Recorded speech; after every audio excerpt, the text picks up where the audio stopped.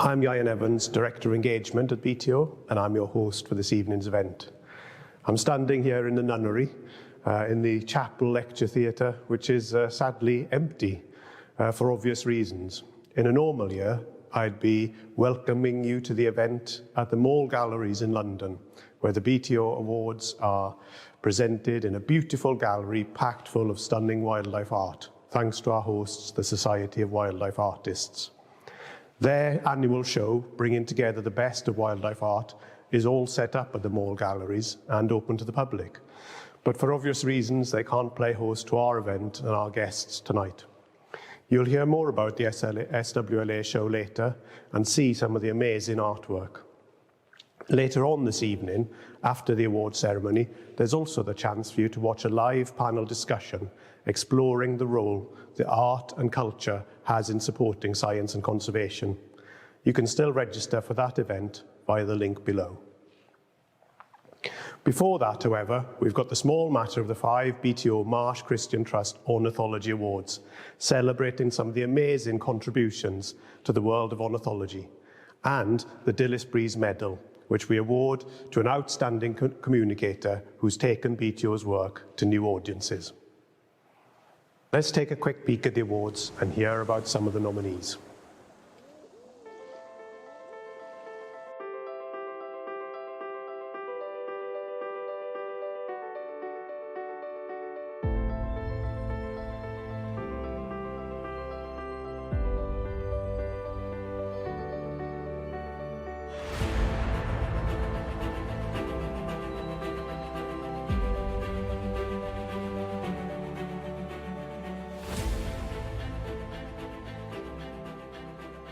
The Marsh Christian Trust was founded in 1981 as a grant-making body by its current chairman, Brian Marsh. As well as running the grants programme, over the past 30 years, the Trust has developed an awards scheme to recognise those who help to make the world we live in a better place. Recipients of Marsh Awards are always the people that we believe in and make a difference by selflessly contributing their time and energy to the causes that they believe in. To make this happen, the Trust works in partnership with around 40 organisations, such as the British Trust for Ornithology, across a variety of sectors such as heritage, the arts, social welfare, and environmental conservation. We've partnered the British Trust for Ornithology since 2010 to promote and celebrate ornithologists of all ages working locally and nationally in the UK and around the world for the conservation of birds. We're very pleased to be able to present these awards this year, particularly in the light of the strange and difficult times that we all find ourselves in. My congratulations to this year's winners.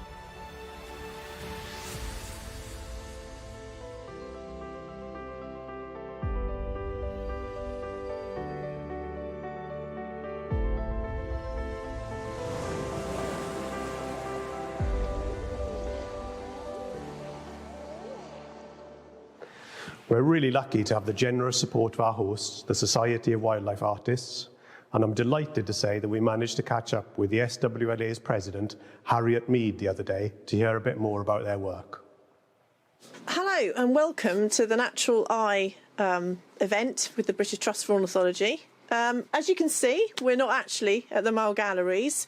I'm sure you can understand the reasons why. So I've just decided to invite you into my studio workshop so that we can talk a little bit about the relationship that the SWLA has with the BTO and a little bit about the artwork and some of the artists involved with the Society. So the Society of Wildlife Artists was set up in the mid-60s by a core of artists who were inspired by birds, and so that's our core, I suppose. Our beginnings are birds as inspiration, but over the years it's become much more open to all sorts of other species in the natural world, and that's what's so wonderful about visiting the exhibition. We've come away from the origins of just exhibiting birds and those 25 or 30 artists that showed in the 1960s. Now we've got almost 400 pieces of artwork from a huge range of artists, some of the members, some of them are non-members. But the subject matter, it still goes beyond birds. This year we've actually got something at microscopic level. We've got a water bear or tardigrade, and we've also got things as large as polar bears that have been used as inspiration. So there's something for everyone. The sculptures are on show. I mean, obviously that's what I do. But, you can still get a really good feel for the artwork by going online if you're unable to visit for whatever reason. And let's face it, in these times, there are all sorts of reasons to not have to go to things in person. So if you visit the Marl Gallery's website, you can actually go and see all the work that's available to buy and get a real feel for the exhibition. Thanks, Harriet. I continue to be blown away by Harriet's amazing work, and indeed that of the other SWLA artists. How they manage to capture birds and other creatures and bring them to life so brilliantly through their work is absolutely incredible. In addition to the welcome from the SWLA, BTO's Chief Executive, Andy Clements, wanted to say a few words. Over to you, Andy. Good evening, ladies and gentlemen. I'm Andy Clements, I'm the Chief Executive of the BTO, and I'm here this evening to welcome you to one of the highlights of the BTO's year, which is our celebration of ornithology through our awards ceremony in partnership with the Society of Wildlife Artists. During my stewardship at the BTO, one of the enduring and most important relationships has been that with the Society here tonight. Being able to link science and art together brings a much more powerful and wider public story about the importance of nature and what we need to do in order to look after our birds. And the artwork in the gallery and online again here tonight is evidence of the power of the images to inspire people around the importance of nature. One of the things we've done in the early part of our relationship, working with artists, is to accompany 4 artists from the Society to West Africa, to the places where our summer visiting birds spend their winter, and getting the perspectives of those artists on migration and on the relationship of those birds to the people in the places they visit for their winter, enabled us to write a wonderful story in a book called Flightlines, which celebrated together the power of science and art. During the pandemic, the public have become much more aware of the importance of the solace and inspiration that we can gather from nature. And I think bringing art and science together helps us with that story and brings those stories to a much wider public. And that is one of the reasons why the Arts and Science programme, working together at the BTO with partners like the Society, is so important. We're here this evening to celebrate winners in ornithology. And there's a diversity of people from young to wise and experienced, and a diversity of ornithological endeavour that we're able to celebrate through these awards. And I'll hand over in a moment to Jan, who will introduce those award winners. It remains for me to say, I really hope you enjoy the evening with us tonight.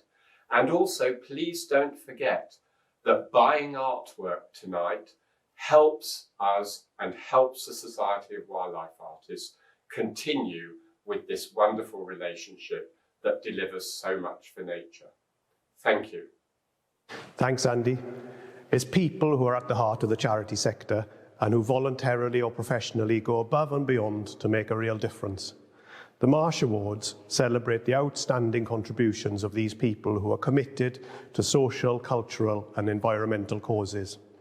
Thanks to the generous support of the Marsh Christian Trust, BTO is able to recognise contributions in 5 different areas of ornithology. The first of these is the Marsh Award for Ornithology. This award is given to an ornithologist who's making a significant contribution to the field.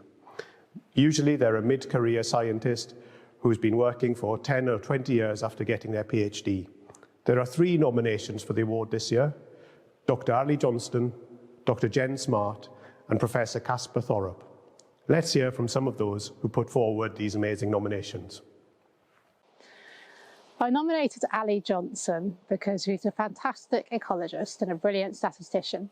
She worked at BTO for 8 years and she really pushed our science to the next level during that time. We got a lot of really high-profile publications in a range of journals across all the scientific disciplines that we work in. She left in 2017 to join the Cornell Lab of Ornithology, and she's continued to do fantastic work since. In fact, her career's gone from strength to strength. She's also a really excellent ambassador for women in science and technology.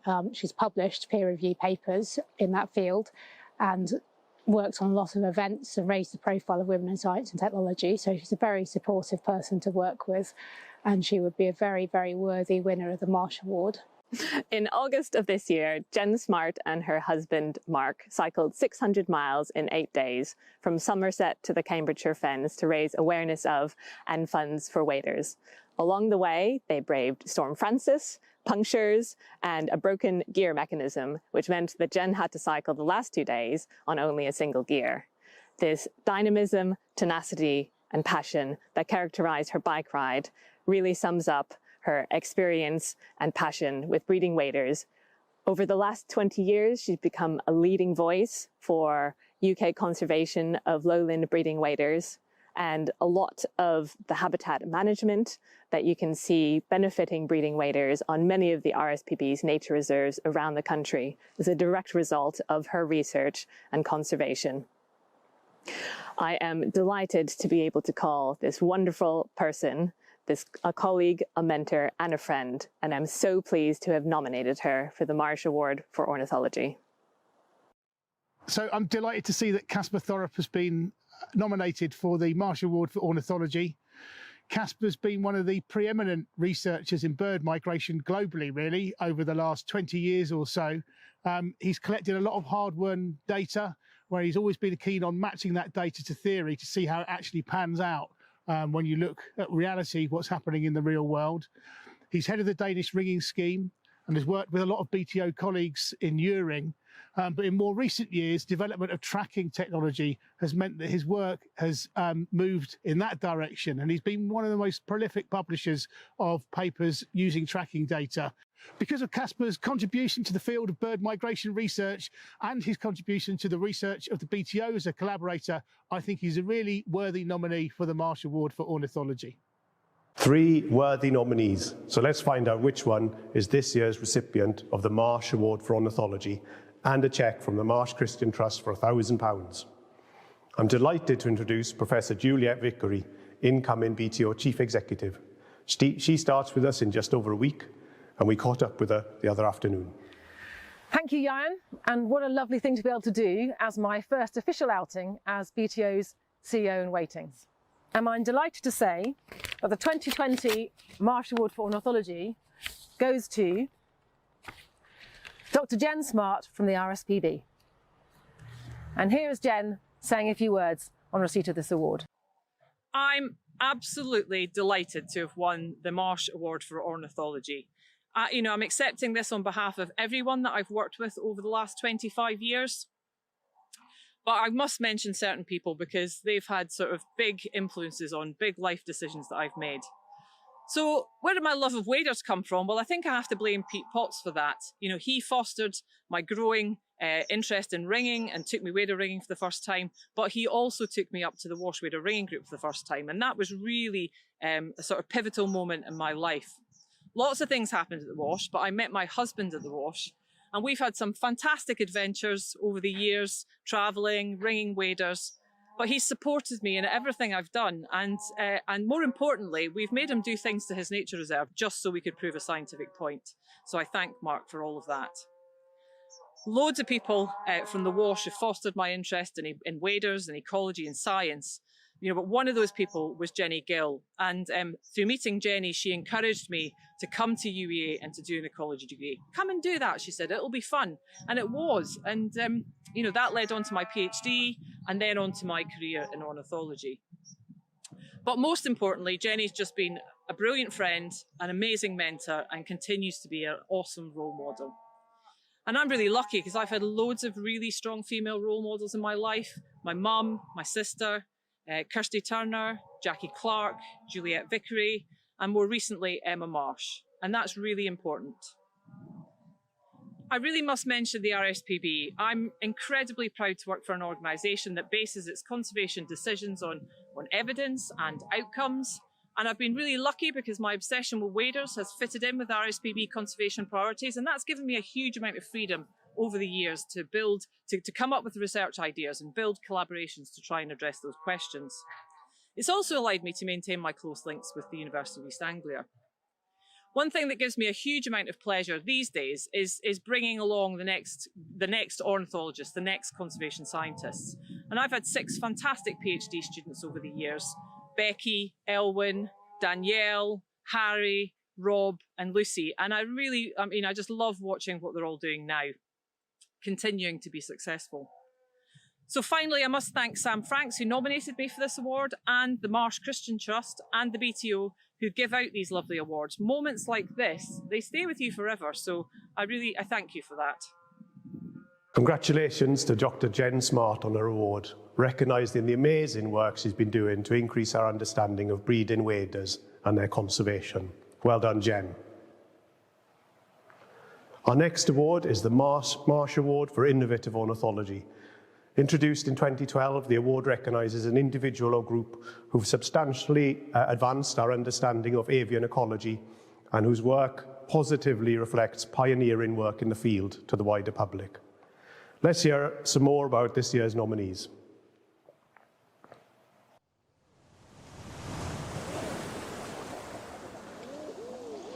The nominees for the Marsh Award for Innovative Ornithology are Dr. Ellie Owen for Project Puffin, Michael Schraub and Mark Kerry, who are at the forefront of developing new ways of doing statistics, Neil Morrison and Chris Southall for their groundbreaking satellite work on short-eared owls, Sophie Pinder for the Back from the Brink Willow Tip project, and Willem Bouten and the team at the University of Amsterdam, who are developing lightweight, high-performance GPS tracking devices.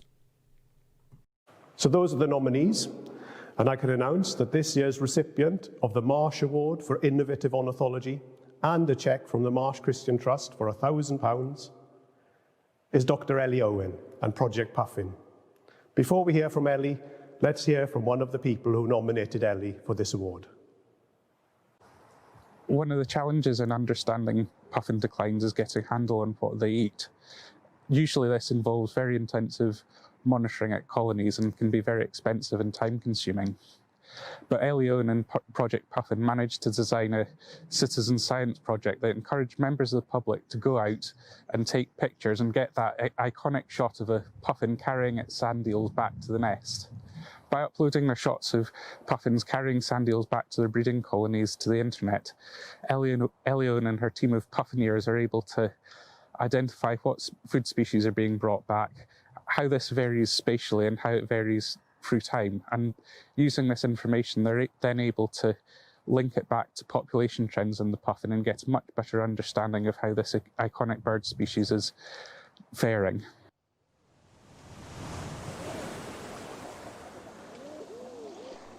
So thank you very much for this lovely award for innovation in ornithology.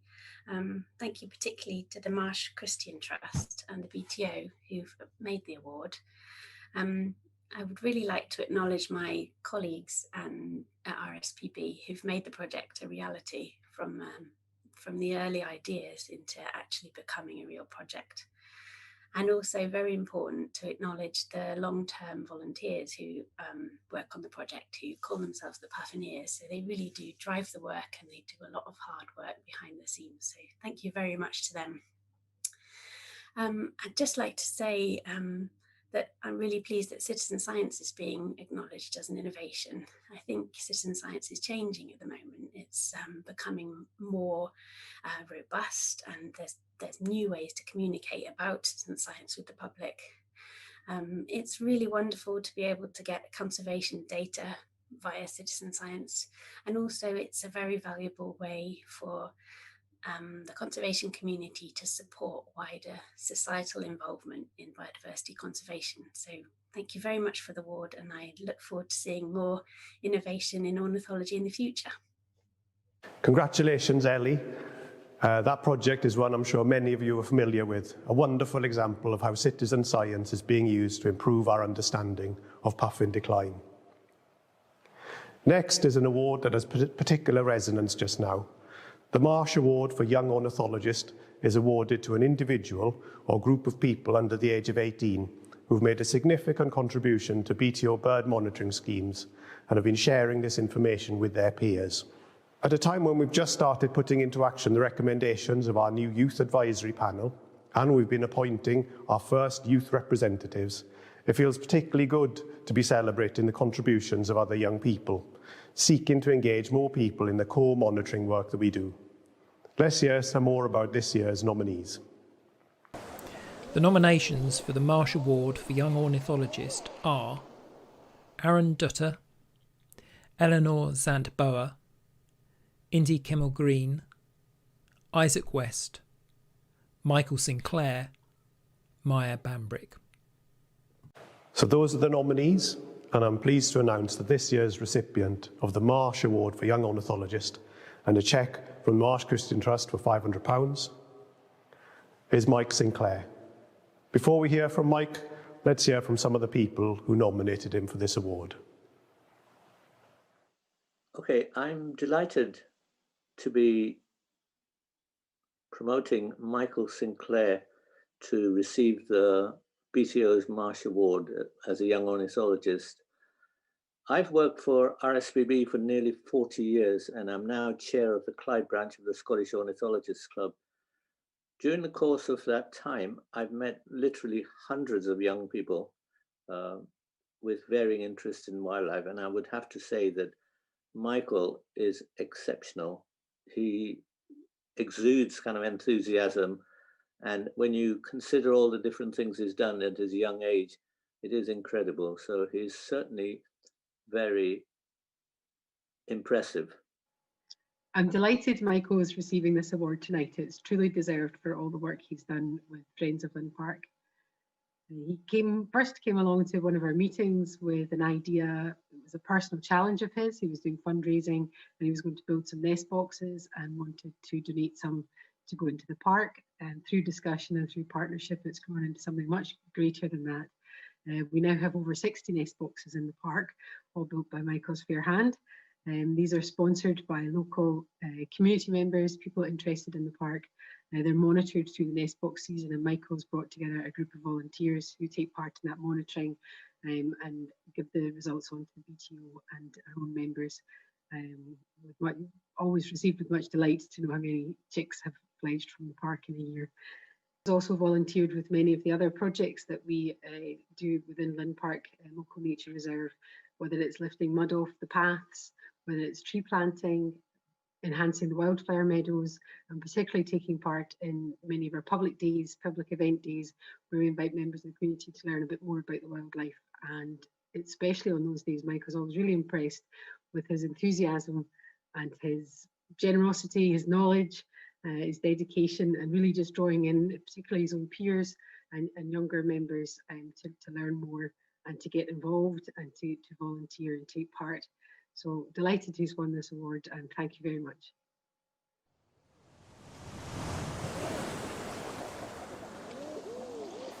I'm absolutely honoured and privileged to be receiving this award, and I'd like to congratulate all those nominees across the categories. I'd like to say a special thanks to those who nominated me and anyone who has supported my conservation work throughout the years. I'd like to say thanks to the Marsh Christian Trust and the BTO for doing this event. I'd also like to take this opportunity to say a few words that are particularly important to me. Recently I've seen a lot of articles about increasing diversity in the birding community. I fully support this. However, despite all the great initiatives getting underway, I'd like to see more done to support people in urban areas, especially those affected by poverty. Currently 14 million people in the UK are affected by poverty, and many do not have the chances they deserve to have a connection to the natural world. Much of my volunteer work in the last 3 years has been in and around the Glasgow area, in some of the most deprived areas of the city. Seeing a young person smile as they look through a pair of binoculars for the first time, or seeing a young person look in a bird box at a brood of blue tits staring right back at them, is hard to beat.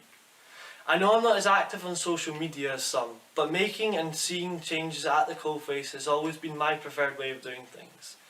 So I like to encourage anyone listening to work together with volunteer groups, organisations and individuals to make the changes they need so that everyone in their community has the chance to have that connection to the natural world.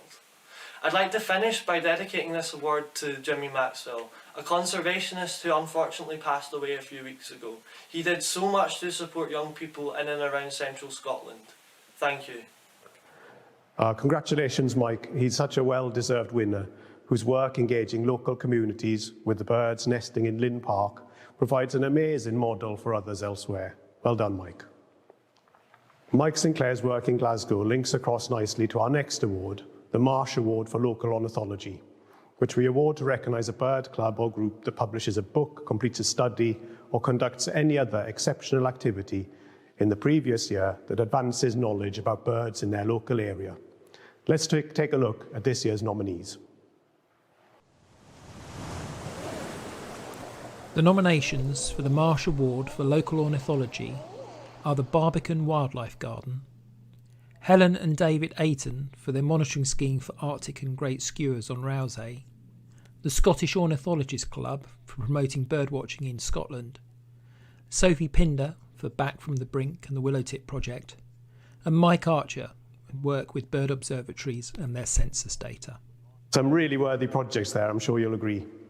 And now for the big reveal. This year's recipient of the Marsh Award for Local Ornithology and a cheque from the Marsh Christian Trust for £1,000 is the Scottish Ornithologists Club, recognising their wonderful Where to Watch Birds in Scotland app. Before we hear from the winners, here is the BTO Scotland's Ben Darvill to say a few words about them. Hello everyone, I'm Ben Darvill. I'm BTO's Development and Engagement Manager working out of our Scottish office in Stirling. And it's my huge pleasure to nominate our friends at SOC for the Marsh Award for Local Ornithology. SOC have been doing great work over many, many years, supporting local ornithology in Scotland through the branch network, through the talks, conferences, journal, and of course the Bird Recorder network. And most recently also with the development of the Where to Watch Birds in Scotland app. I'm sure that has been so helpful, particularly during lockdown, getting people out and about, finding new sites, enjoying the birds, and hopefully also recording them, perhaps even in bird track. So well done, SOC. Thanks so much for all that you're doing. Thanks for the long-standing relationship with BTO Scotland, which we really value. And fingers crossed you win the award.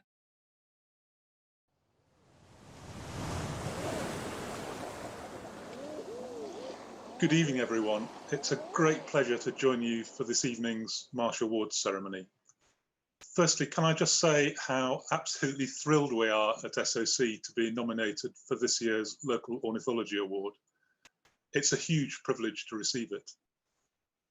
Our absolute heartfelt thanks go to Ben Darvill at BTO for his nomination of the SOC for our Where to Watch Birds in Scotland app, and to the Marsh Christian Trust and of course to the BTO for honouring the club with this award. I'd like to pay special tribute to 3 SOC members who led the app project really from start to finish. They were Jane Allison, our Development Officer, Alan Knox of our North East Scotland branch, and Martin Cook from our Murray and Nairn branch, as well as the late, great Ray Murray, who was there right at the start of the project's birth. And it's their inspiration, their foresight and their tenacity, as well as the contributions of another 150 or so site experts from all over Scotland that allowed us to launch the app in April 2019. And since then, thousands of people can now learn about and visit Scotland's many wonderful birdwatching locations and contribute their records to the BirdTrack partnership, of which SOC is incredibly proud to be a part alongside BTO and others. In what's been a very difficult year, I know many of us have found solace in local birdwatching and bird recording, and we really hope that the app has helped in some small way. So on behalf of all of SOC's members, our officers, our volunteers and our staff, may I thank you so much for this award. It will really help the club look forward to 2021 with a renewed spring in our step. We're immensely grateful and honoured. Thank you so much. Well done to the SOC team, worthy recipients of this year's award. That just leaves us with one Marsh Award left to present, the Marsh Award for International Ornithology. This award recognises a scientist or team whose work on the international stage has had a significant influence on British ornithology, especially as reflected in the work of BTO scientists and volunteers. Here are the nominations. The nominations for the Marsh Award for International Ornithology are Caspar Thorup, Terry Townsend and Verena Keller. Those are the nominations, and I can announce that this year's recipient of the Marsh Award for International Ornithology and a cheque from the Marsh Christian Trust for £1,000 is Verena Keller. Before we hear from Verena, here is BTO's Head of Surveys, Dawn Balmer, to say a few words. I got to know Verena many years ago through attending conferences of the European Bird Census Council, but I've had the pleasure of working with her more closely since I joined the board of EBCC in 2018 and became a member of the Atlas Steering Committee. Verena works in the monitoring department at the wonderful Swiss Ornithological Institute in Sempach, Switzerland, and has been instrumental in the work of the EBCC for 10 years and is currently Vice Chair. She's been a formidable force leading the work on the EBCC's European Bird Atlas project, EBA2, for the last 10 years. She has been chair of the Atlas Steering Group since its inception and has done a fantastic job keeping in check national organisers like me to deliver data and species accounts on time. It's a really tough job. We all look forward to seeing the Atlas published in December. Moreover, and partly thanks to her connections in Switzerland, she's played a huge role in securing much of the financial investment needed for the project. The European Atlas will be a tremendous resource. Over 120,000 volunteers took part, achieving excellent coverage across Europe. The maps look excellent, and there are accounts for 556 species. It will be a hugely important book and resource for conservationists and policymakers across Europe. Verena has steered the Atlas to completion, working closely with teams in Barcelona and Prague.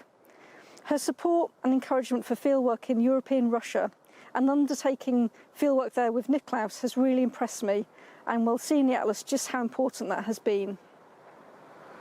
Aside from atlasing, Verena has a long-standing interest in waterbird monitoring, and she's a Swiss delegate for Wetlands International, and as a member of the steering group of the African-Eurasian Monitoring Partnership, she contributed to secure the International Waterbird Census.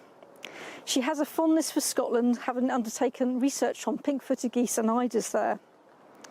Her recent publications have been on great-crested grebes, pochard, widgeon, red-crested pochards and cormorants, as well as collaborating on many Europe-wide papers. This award recognises Verena's huge contribution to EBA2 and to her contribution to European ornithology throughout her career. Thank you. I would like to thank BTO and the Marsh Christian Trust for this generous award. It is an honor for me to receive it, and I also see it as a recognition of the work of the European Bird Census Council and its network of partners across Europe. International collaboration in ornithology is essential for us to understand ecological processes and to generate the knowledge we need to conserve bird populations. The effort needed for bird monitoring is often underestimated, and this becomes especially visible in large projects like the European Breeding Bird Atlas. My experience with the Atlas, but also with the International Waterbird Census led by Wetlands International, has shown me that we must invest much more in bird monitoring in the regions of Europe and the world which are less privileged than countries in Western Europe. We need to continue to strengthen bird monitoring across Europe and beyond, and keep the momentum the European Atlas generated going also into the future. Congratulations, Verena. EBA2 is an incredibly ambitious project, and one that will shortly see publication of the new European Breeding Bird Atlas, which I'm sure many of you will be desperate to get your hands on. Thank you to the Marsh Christian Trust and to all those who took the time to send in nominations for these ornithology awards. We really appreciate it. The final award of the evening is the Dilys Breeze Medal, which we award each year to an outstanding communicator who takes our science to new audiences. Dilys Breeze was a former vice president of the BTO and a renowned radio and TV producer. It's in her honour the BTO's Board of Trustees created the Dilys Breeze Medal. The Dilys Breeze Medal is judged by those who've won the award in previous years, the recipient effectively being judged by their peers. This year's nominees are Graham Appleton, the BBC Watches team who produce Spring Watch and Autumn Watch and the others, Bird Guides, Dominic Cousins, Tom McKinney, and Roger Riddington. And the winner is Graham Appleton and Wader Tales.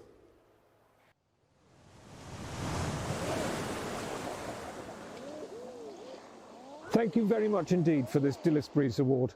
It's really touching to be given an award that means so much to me and so much to the BTO. For anybody who doesn't know, Dilys Breeze was the BTO's honorary secretary.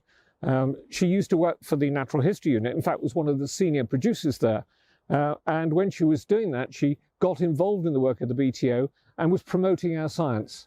So this medal, which promotes the science that Dilys Breeze so wanted to support, is a lovely way of remembering her, and I'm just delighted to have received it, especially as the medal is awarded to the person chosen by the group of previous medalists. So I'm very grateful to them and to Mary Colwell, who proposed me for the award. It's a lovely and touching tribute to Wader Tales, and thank you very much indeed. Thank you, Graham, and thank you to the previous winners of the Dilys Breeze Medal for taking the time to debate the nominations and select this year's really worthy winner. So that's it as far as the awards go, but before we wrap up, there are just two things that I wanted to ask of you. If you're already a BTO member, then you'll be aware of our autumn appeal, which is raising funds to find and nurture our surveyors of the future. Please visit the link below to find out more about the appeal and our exciting plans for engaging with younger people.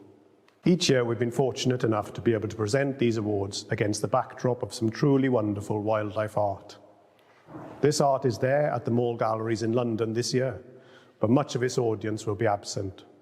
With a lower footfall, sales will inevitably suffer, and that will impact on the livelihood of those artists. As well as supporting the BTO, please do support the SWLA and its artists. Visit the Mall Galleries in person if you can, or online, and support them by making a purchase. Many of the artists have been involved in projects supporting BTO, such as Flightlines and Red 67, giving their time and creativity to help us promote our work and the birds that we study. You can find out more about these projects by watching the live discussion panel, which kicks off at 7:45 this evening. Thank you for joining us tonight, and a special thank you to the Marsh Christian Trust, the Society of Wildlife Artists, the Mall Galleries, and the BTO staff who have made this virtual event possible. Finally, thank you for your continued support of the BTO and our important work. As the awards tonight demonstrate, there's plenty to be hopeful about. Stay safe and continue to enjoy birds and the natural world.